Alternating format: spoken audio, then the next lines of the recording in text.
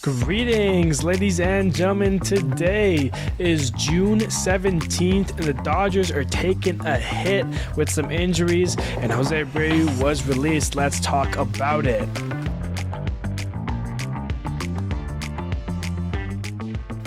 Hello, everybody. My name is Steven. This is the middle of the order. How are we doing today, Monday, the start of a new week and the start of something different potentially? Today's episode going to be a little bit different, still following the same formula and the same way. I'm just condensing it to hell, really, because I am short for time today.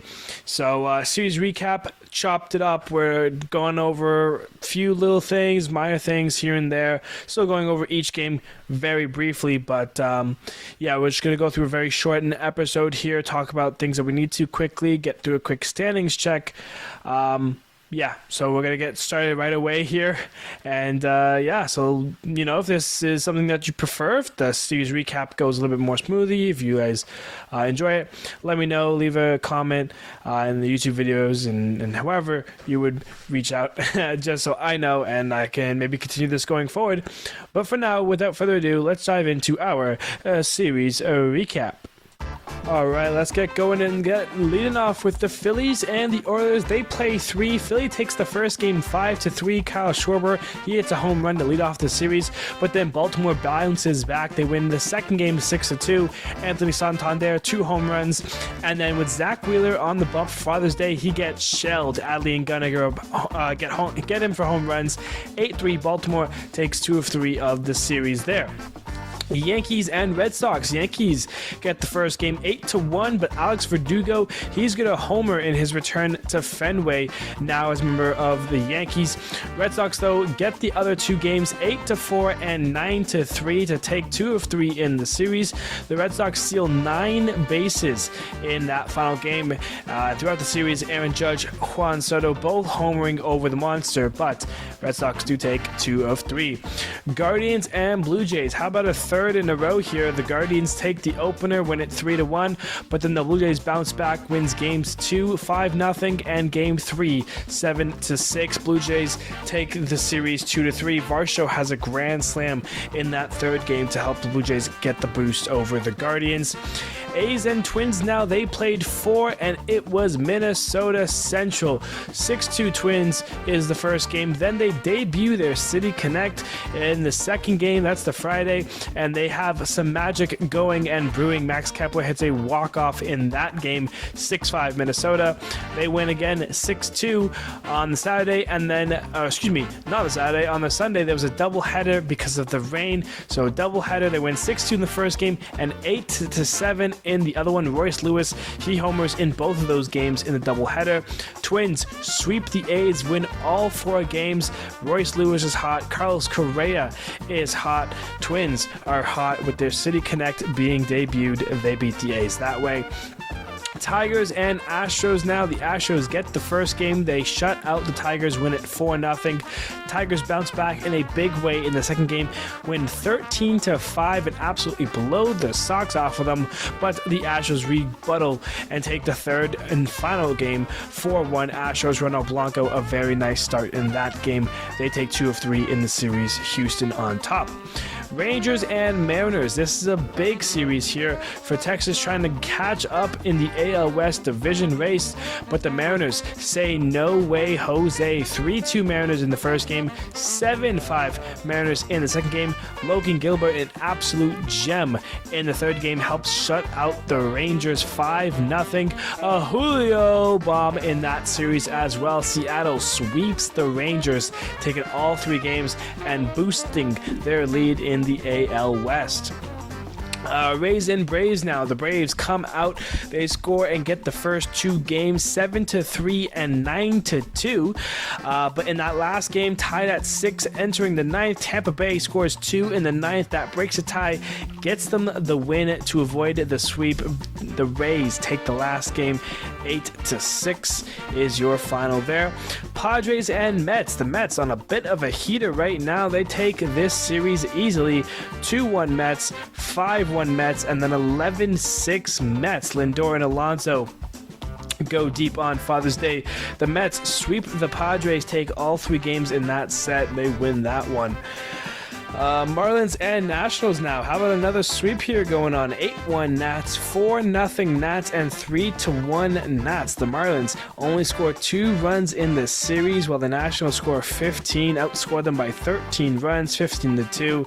Nats sweep the Marlins there, and catching up a little bit in the NL wildcard race when you think about it. Cardinals and Cubs. The NL Central Division is a fun mess of teams that you don't know if they're good or bad, and these are 2 teams in my mind that I'm not sure if they're good or bad.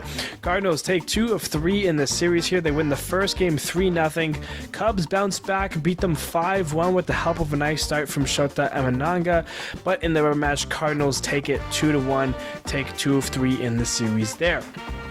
Reds and Brewers. How about Snoop Dogg in the booth? Impressed by Ellie De La Cruz's throw. The Reds take that first game 6-5, but the Brewers bounce back. They win it 3-1 in the second game, and then 5-4 to take the series. Take 2 of 3 from the Reds. Ellie also scored on a pickoff attempt at second base. He rounded third and headed home. That is some crazy effing speed. Brewers take 2 of 3 though. Pirates and Rockies. Pirates take the first game 5-2. Rockies bounce back with a big day at the plate, 16-4 for the Rockies. They were out there hitting bombs, and then the Pirates bounce back for the rubber match. They take that game 8-2 and win 2 of 3 against the Rockies. Angels and Giants now. The Angels come out strong in San Francisco, take the first game of the set 8-6. They come back and take another game at 4-3. Looking for that sweep, would not find it. Giants, a big day, get 13 runs across for Father's Day, beat the Angels 13-6 to avoid the sweep. Angels, though, take 2 of 3 from the Giants. Royals and Dodgers now. Dodgers open up this series with a win 4-3. The Royals bounce back in Game 2. MJ Melendez, a grand slam for the lead. They beat the Dodgers in that game 7-2. Looking for the rubber match, 3-0 Dodgers get this one. Ohtani and Freeman go back-to-back in this game, but Betts leaves with an injury. Dodgers take 2 of 3 in the series. And lastly now, before I forget, White Sox and D-backs round off the series recap here. D-backs get the first game 7-1. They definitely needed a sweep here, but they could not find it. The White Sox come back in Game 2 and beat the Diamondbacks 9-2 there. But Arizona bounces back for Father's Day. They take the third game in the series 12-5. Take 2 of 3 in the series. All right, now we move along to the game of the weekend, and we're heading to Baltimore for that first game between the Phillies and the O's. Kind of starting off the weekend set here on Friday. Kyle Schwarber, leadoff bomb. It's June. He starts the series off the right way. His 14th of the year makes it 1-0. Bottom 3, Adley Rutschman, a double by him, ties the game up at 1 for Baltimore. Then Rafael Marcon, I did not practice this. With JT Realmuto out, they let him get some at-bats in here. The catcher hits his first home run on the year, so 2-1 Philly in that sense. Then to the bottom of the 8th, Anthony Santander, his 15th of the year, makes it 2-2. Solo shot ties it. The next day he had 2 more home runs, so he's up to 17, I believe. 3-homer series for him. But that 2-2 game stayed until extras. Kyle Schwarber, he singles in a run in the top of the 10th, a crazy throw. They got to check to make sure the runner was out, safe. What do you got to do? He's safe. Philly takes a 3-2 lead. Then to the bottom of the 10th, same thing. A wild pitch gets Cedric Mullins coming in. He gets tagged. He is called out. They overturn the call. He is then safe. 3-3, and this game is not over yet. A wild finish in that regards. Top 11th, Alec Boehm. He would be the hero, kind of delivers a 2-run double That gets Philly the 5-3 lead. They hold Baltimore in the bottom of the 11th. They win this game. They take the opener in the series 5-3. That is your game of the weekend. All right, now let's dive into the baseball news, and the big one here, Mookie Betts and Yamamoto are both going down for the Dodgers with injuries. Yamamoto was the starter on Saturday's game against the Royals, facing Seth Lugo. And unfortunately, things did not go according to plan. He felt funny and ended up leaving his start. We weren't sure what it was at first. It was called tricep tightness.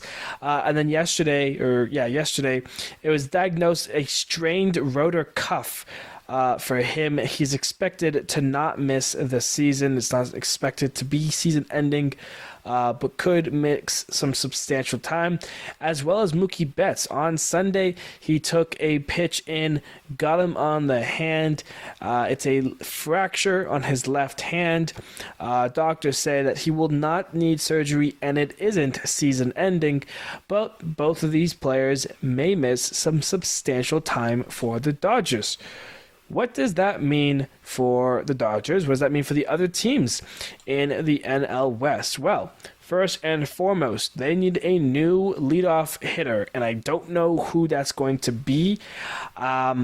I don't think it should be Shohei and Freeman. I think Shohei and Freeman should stay in the 2, stay in the 3. I could expect maybe a Gavin Lux to get some at-bats in there if it's a righty.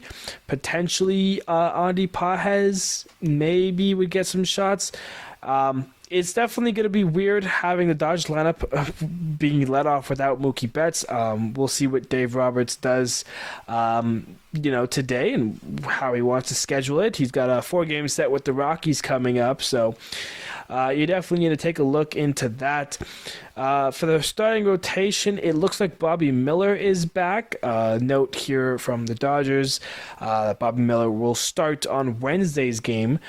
So they'll line up with Paxton, Buehler, Miller, and then Gavin Stone for the Rocky series. Tyler Glasnow, of course, pitched yesterday. He will open the Angels series for the Dodgers for the weekend, this win a week, essentially. So, yeah. Rotation, not to be worried about too much. Yamamoto slowly had start coming into his own. But yeah, it's just unfortunate because he kind of just joins this insane starting pitching rotation that the Dodgers have on the injured list. Dustin May, Clayton Kershaw, Tony Gonsolin, Emmett Sheehan. What now is Bobby Miller. They were supposed to be getting Bobby Miller back. Instead, they're losing Yamamoto for Bobby Miller. So, kind of quirky there, I guess. I don't know if quirky is the right word. But for shortstop, who's going to be seeing the time there? Will we see, they have a couple of options. Chris Taylor, who's having probably one of his worst years of his career. But maybe, getting some more consistent playing time will help him out. Kike Hernandez, Miguel Rojas, all options that they can go to here. They do have Lux. They do have Biggio as well. Biggio's been kind of playing third base for the Dodgers since joining the team. Gavin Lux has been the second baseman. So it'll be interesting to see what happens. The last time either Rojas, Hernandez, or Taylor got into some action was on the Friday game. They got to play second, third, and short and left field. So, we'll see what ends up happening, who ends up playing shortstop for the Dodgers. But this could be a tricky period for them to navigate here. Just, having Mookie Betts gone. Yes, they still have Freeman. Yes, they still have Ohtani and Will Smith and all these other great players. But we talked about the Dodgers kind of, in these standing checks that we do. They haven't kind of wowed me. With all the signs they've made, bringing in Yamamoto and James Paxton and obviously Shohei, Teoscar even, I thought they were going to be on this crazy record-setting pace and just winning ball games left and right. And that hasn't been the case. They've still been the best in their NL West division by far. San Diego, 8 games back. I mean, if this is San Diego, you just got swept by the Mets. You got to push right now. You guys got to do as well as you can and try to make up as much games as you can against the Dodgers here. it's lucky the Dodgers get a series against the Colorado Rockies here to try a couple things and see what will work for them. But depending on how much time is missed, this could really impact the Dodger season. So we'll have to see kind of what ends up happening with Mookie Betts and Yamamoto and see when they will be healthy again. Moving on here, Jose Abreu has officially been released by the Houston Astros. That is a crazy one for me here. Jose Abreu signs a 3-year, $58.5 million deal with the Astros November 2022. He spent 9 years with the White Sox. He won the Rookie of the Year in 2014. Was always good, always had MVP votes, All-Star games, Silver Sluggers, basically a really great player. He's an MVP, Rookie of the Year, 3-time All-Star, and 3-time Silver Slugger. After signing the deal with the Astros, he has fallen off tremendously. You could call it a change of scenery. You can call it age. He's 37 years old. He is definitely not as young as he once was. Remember, that Rookie of the Year in 2014, he was already 27. So he was a late bloomer into the league, but was an offensive machine for the White Sox. And with the Astros, just wasn't there. Last year, we talked about the slow start he had to the season. Picked it up as the season went along, but still finished with pretty below his numbers. His worst year of his career, a 680 OPS, the lowest it's ever been, a 237 batting average, the lowest it's ever been, 18 home runs, 128 hits, the lowest it's ever been, excluding COVID year in 2020, which was the year he was the MVP, led the league in hits and RBIs that year, as well as slugging percentage. But this year has been awful. How bad? He got sent down to AAA to try to fix himself. He got called back up, and it did not fix himself. He has a 361 OPS, tremendously low. He has a 124 batting average, tremendously low. Only 2 home runs, 7 RBIs. He has 28 strikeouts and only 14 hits and 113 at-bats. The Astros say, no thank you anymore. You are gone. And they have released him. He will not finish that 3rd year with the Astros. It'll be interesting to see what ends up happening with Jose Abreu. Will anyone try to risk the contract and try to pick it up and sign him to something? Or will he kind of just fade off into the sun here? He's supposed to have one more year, but the Astros, the way things have been going, I mean, it's definitely been a hinder and kind of, not helpful for the Astros. He's making near $20 million with that contract, national AAV. I'm not sure how it's going to work for him now, but it'll be interesting to see if we've seen the last of Jose Abreu in his MLB career. But for now, that seems like it's the path that's been laid out for him going forward here. So Jose Abreu no longer an Astro. All right, moving on here now. I'm not going to spend too much time with this news here. Pat Hoberg, an MLB umpire, he has been disciplined for violating the gambling rules. As this year goes on, more and more stories and cases with these gambling stuff has been coming out. We've talked about it already with some of the players. I will not be talking about it with the umpires, that's for sure. Just don't do it. There's rules. Just follow them. You're throwing your careers, your livelihoods away. It's dumb.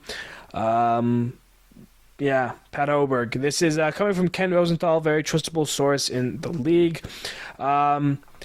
If you do not know Pat Hoberg, and I mean, let's be honest, you probably don't, because he's not a bad umpire. He was actually one of the good ones. How good was he? Well, in 2022, during the World Series between the Phillies and the Astros, he called a perfect game.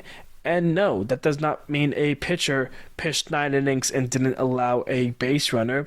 Basically, he called an entire baseball game and did not miss a call. Every strike was a strike. Every ball was a ball. And with the umpires we have these days, that is very rare, let alone in the World Series. He was a great umpire. And I'm not sure exactly what's going to happen to him. I believe Ken has an article, or there is an article on how it works for the umpires. I didn't get a chance to actually look into it, but I did want to bring it to light here very quickly and mention that before diving into some of the other stuff here. So Pat Hoberg, we'll see what happens there.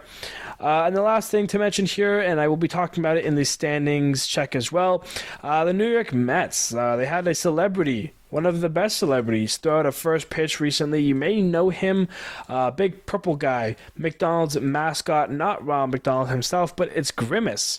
Been in social media a lot recently, especially I believe over the last summer.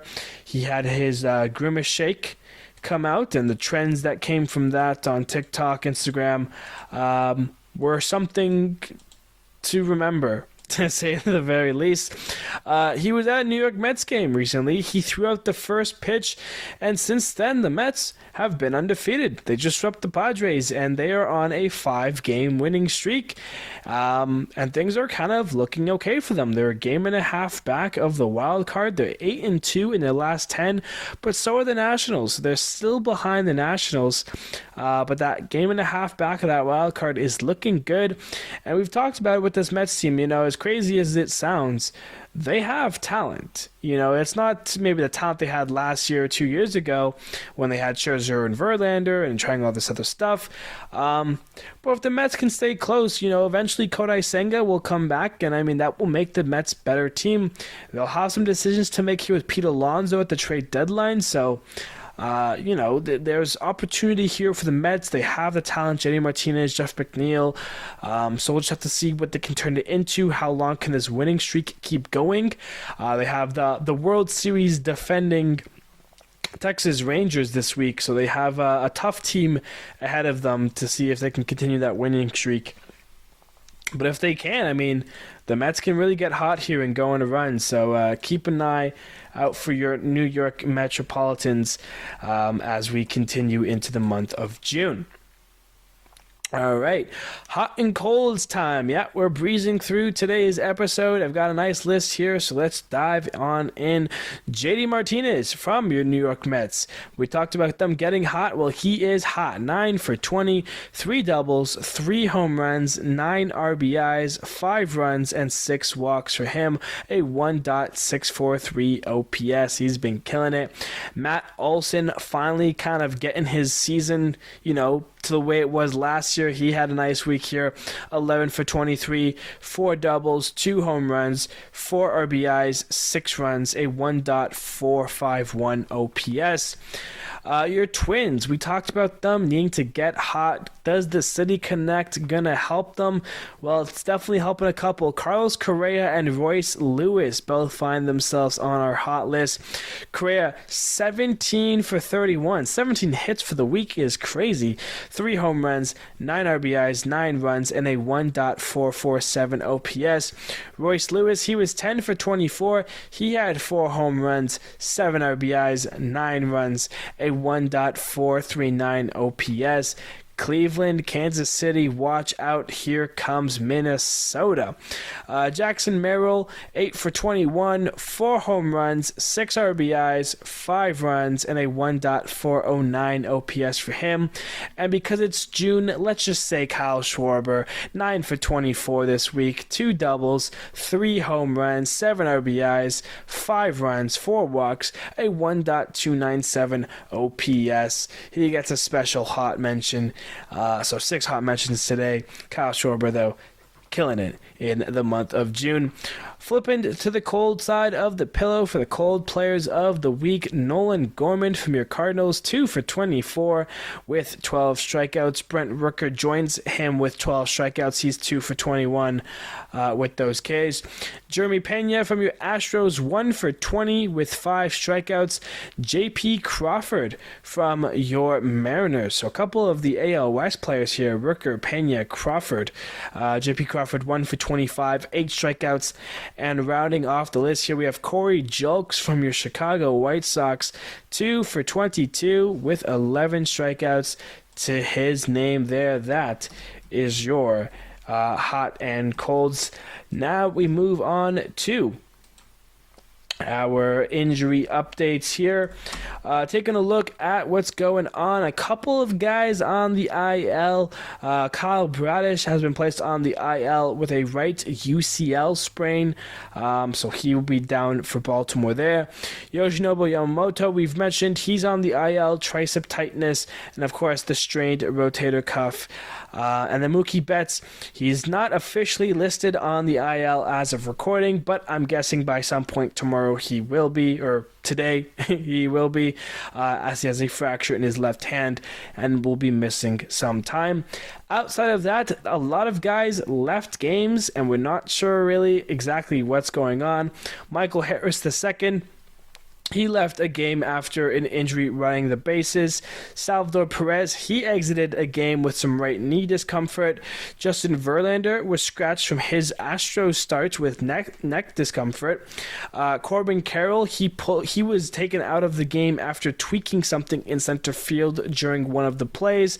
And then Anthony Rizzo yesterday, he leaves the game with an apparent right wrist injury. So a couple of guys here to monitor and see if they end up on the IL. Corbin Carroll having a rough season. Rizzo hasn't been himself. Salvi's been good. Harris has been good. So we'll have to see kind of how those injuries end up playing out for those teams. But yeah, that is your injury update.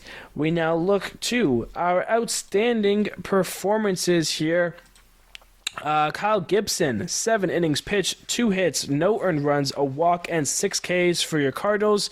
Mackenzie Gore for your Nationals, 7 innings pitched, 5 hits, an earned run, a walk, and 10 strikeouts to his name. Hunter Brown is slowly starting to turn his season around with the Astros, 7 innings pitched, 5 hits, no earned runs, no walks, 9 Ks. Ryan Nelson with your D-backs, 6 innings pitched, 6 hits, an earned run, a walk, and 8 Ks for him. DJ Hers with your Nationals. He had a absolute gem of performance. 6 innings pitched, only 1 hit, no runs, no walks, and 13 strikeouts for him. A crazy day for him. Ronel Blanco, 7 innings pitched, no hits, no earned runs, 3 walks, 8 Ks. The Astros bullpen could not finish the no-hitter for him. George Kirby, the Mariners had 2 great starters to help them sweep the Rangers. George Kirby, 6 innings pitched, 3 hits, no earned runs, 2 walks, and 6 Ks. And even better than him, Logan Gilbert, 8 innings pitched, 2 hits, no earned runs, no walks, and 9 Ks for him. And lastly here, Tyler Glasnow, 7 innings pitched, 3 hits, no earned runs, a walk, and 9 Ks. That is your outstanding performances. All right, now let's speed through our standings check here. AL East, the Yankees, the only team with 50 wins. They won that 50th game on Friday before losing the other 2 to the Red Sox. They're 50-24, lead Baltimore by a game and a half, and then everyone else is at the bottom there. Red Sox 37-35, Blue Jays 35-36, Rays 34-38. But yeah, it's definitely between the Yankees and Baltimore there. Cleveland, they're 5-5 in their last 10. They're 44-25 on the season. 5 games up on the Royals and 5.5 on the Twins. The Twins only half a game back of the Royals. The Royals 41-32. Twins 40-32. The Royals 4-6 in the last 10. The Twins on a 5-game winning streak swept the A's. They now have a Tampa Bay for a series. Tigers and White Sox around that. AL West with the Mariners sweeping the Rangers. They're 7-3 in the last 10 and now have an 8.5 game lead over the Rangers for second place. They're 43-31, 12 games above 500 and looking strong. Astros still in third, now only half a game back of the Rangers. So those 2 Houston teams kind of slumping right now. Need to figure out something to kick it into high spirits there. Angels have officially been and now in 4th place in that division. Oakland has lost 9 straight games. So they have now fallen from 4th to 5th there. The NL East, the Braves are still in second. It's your Phillies who lead the way, 47-24. 8 games up on the Braves still. Very impressive stuff there. Nationals, a 3-game winning streak, 8-2 in their last 10. Mets, an 8-2 in their last 10 as well. A 5-game winning streak. Nationals right now currently hold a wild card spot. That is crazy. But that's because of how mediocre the NL Central has been. 42-29 for your Brewers. They lead the way. They've been good. They're 6.5 up on the Cardinals, who currently sit second. The difference between the Cardinals in second and the Cubs, who are now in last, is 2 games. Cardinals 6.5 back of the Brewers.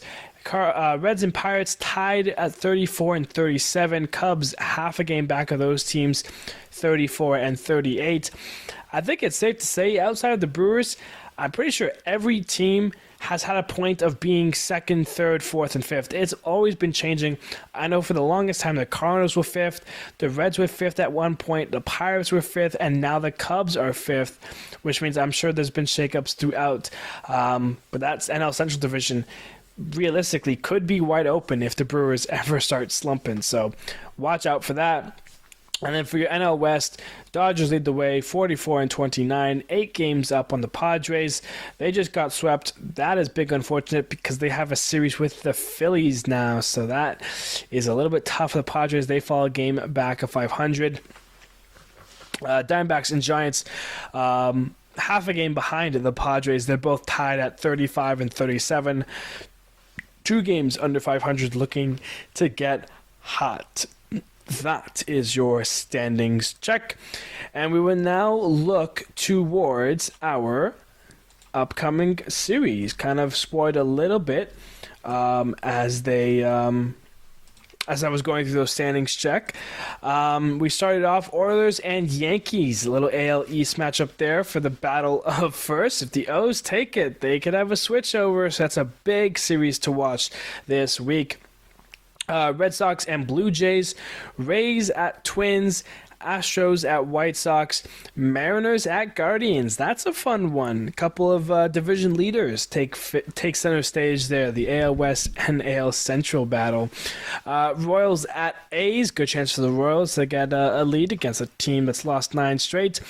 Brewers and Angels, Mets at Rangers, Tigers at Braves, Padres at Phillies, D-backs at Nationals. Could be a very kind of low-key underdog fun series to watch this week. Cardinals at Marlins, Reds at Pirates. Circle that matchup. That's a fun one too. Giants at Cubs, and we round it up with the Dodgers and the Rockies. And speaking of rounding things up, it's been a quicker episode, I feel like, but we are at the end. Thank you, everybody. Yeah, like I said, I was short for time today, so I really tried to speed through things as much as possible. Not as much detail, but that's okay because it is what it is. That's life.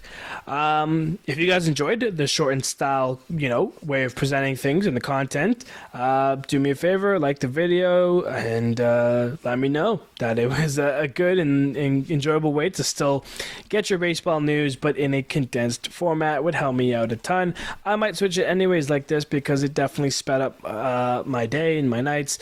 So we'll see what ends up happening. But for now, thank you everybody so much, and I will see you on Friday.